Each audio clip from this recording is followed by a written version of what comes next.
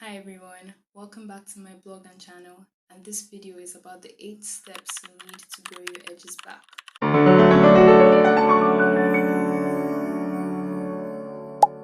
If you're new here, welcome. My name is Folashade Ojoikai, and I'm a hairstylist and blogger who's passionate about helping you uncover what may be holding you back from seeing real hair growth by providing practical steps to help you achieve your goals. In today's video, I'll be addressing a bunch of questions you guys sent in about how to grow your edges back. So let's start with question 1, which says, could you start by telling us a little about yourself and how you got into hair care? Okay, so my love for hair started at a very young age. I was about 6 years old when I started braiding, and naturally my mom and my sister had longer fuller hair than me, so I was determined to find different strategies and ways for me to achieve that same level of length and fullness. So my passion sparked, and I discovered different treatments and strategies to grow my hair, and that spark kind of transformed into a deep commitment to helping others achieve their own hair goals. So, what are some common causes of edges thinning or loss? Okay, when it comes to thinning of edges or edges loss, essentially, a common cause is tight hairstyles. So, hairstyles like Ghana weaving or tiny braids with extensions or glued on frontals, these put on like a lot of tension on the edges, and then this can lead to breakage. Another cause could be rough detangling. The hair on your head that grow on your hairline, they are fragile and kind of weaker than the rest of your hair. So you want to be gentle with it, because if you're rough, this can lead to unnecessary breakage and damage. Another major thing is product buildup. When you use heavy oils, heavy butters, and edge control without properly cleaning your scalp, these products will build up and suffocate the hair follicles, and this can lead to thinning of edges or edges loss. So we move on to question 3, which is, how can someone identify the early signs of thinning edges?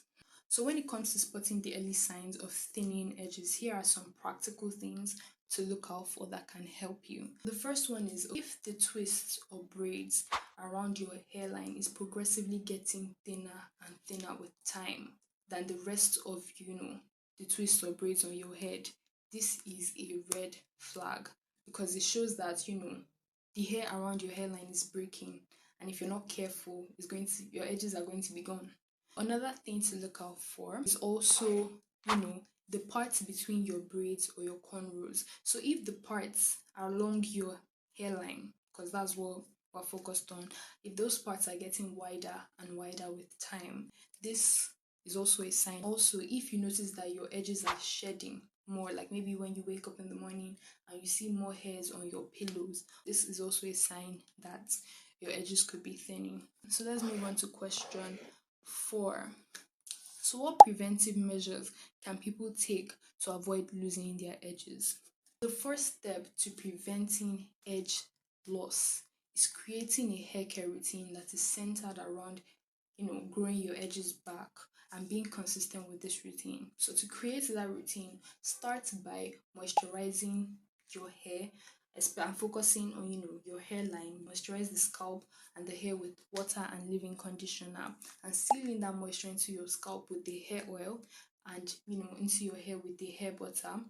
And then always remember to massage your scalp to promote hair growth. For your wash days, use a gentle sulfate-free shampoo to to cleanse your scalp and prevent product buildup. So avoid tight hairstyles like Ghana weaving, tiny braids with extensions, or glued on frontals. Please avoid it. Then finally, always take your time to detangle your hair and be gentle to prevent unnecessary breakage. We move on to question 5, which is, are there specific hairstyles or hair accessories that are particularly damaging to edges? Absolutely. There are certain hairstyles that will cause damage, and we've already discussed about some of them. Tight hairstyles in general will lead to damage, but some hairstyles are even worse. Examples are Ghana weaving. tight, tiny braids with extension and glued on frontals. You see, I'm just repeating this thing, I'm just echoing it.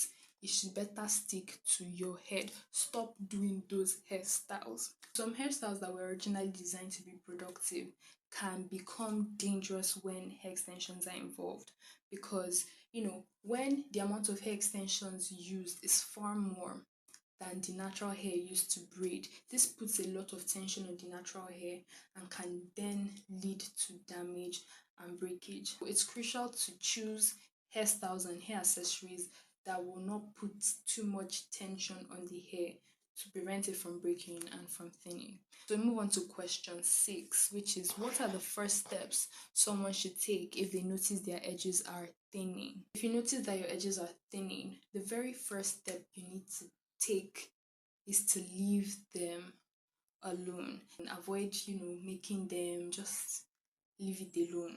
The next thing you want to do is take a close look at your routine and identify all the things that could be precipitating this hair loss. For instance, is it the hairstyles you're making? Is it the hair products you're using? Maybe they are too heavy, or maybe you're using harsh products. So, identify them and eliminate them from your routine. The next thing you want to do is focus your routine on regrowth, on practices that will help you regrow your hair. So, incorporate practices like scalp massages with lightweight oils like jojoba oil and argan oil to help promote hair growth, and then use gentle sulfate free shampoos and conditioners and generally hair products, so that your hair is not being stripped dry, because dry hair is very easy to break. Don't forget to protect your hair at night.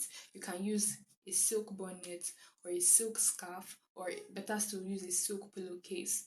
And then if you don't have a silk pillowcase, you can just buy a large silk scarf and use it to cover your pillow. We move on to question 7, which is, can you recommend any natural remedies or treatments that help in regrowing edges? I can think of 3. The first one is green tea.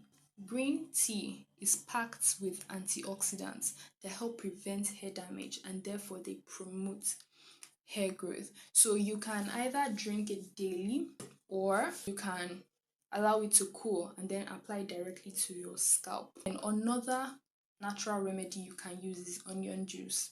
Yes, I said it. Onion juice. So onion juice is rich in sulfur, and this helps in collagen buildup, and this therefore promotes hair growth. Okay, so you can get the juice of a fresh onion and then apply it to your scalp along your hairline, and then leave it on for 30 minutes, then wash it. So this can be incorporated into your weekly routine. So the last remedy I have for you is aloe vera gel. Aloe vera gel, helps to moisturize the hair, and it also prevents, irritation by soothing inflammation of the scalp. Apply aloe vera gel to your hairline, leave it on for 30 minutes and rinse it out. So those are the 3 natural remedies that I can think of right now that will help you grow your edges back. Next question, which is question 8.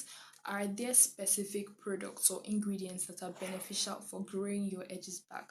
Yes, there are several products and ingredients that can help you grow your edges back. So whenever you're looking for products that are advertised to grow your edges back, so look out for their ingredients. Do they contain castor oil? Do they contain jojoba oil? Do they contain hyaluronic acid, niacin, biotin? So these are all ingredients that help promote hair growth and edges growth. So you should consider getting products that contain these ingredients that have been proven to work. Finally, we are down to the last question, which is question 9. How should one choose the right product for their hair type and concern?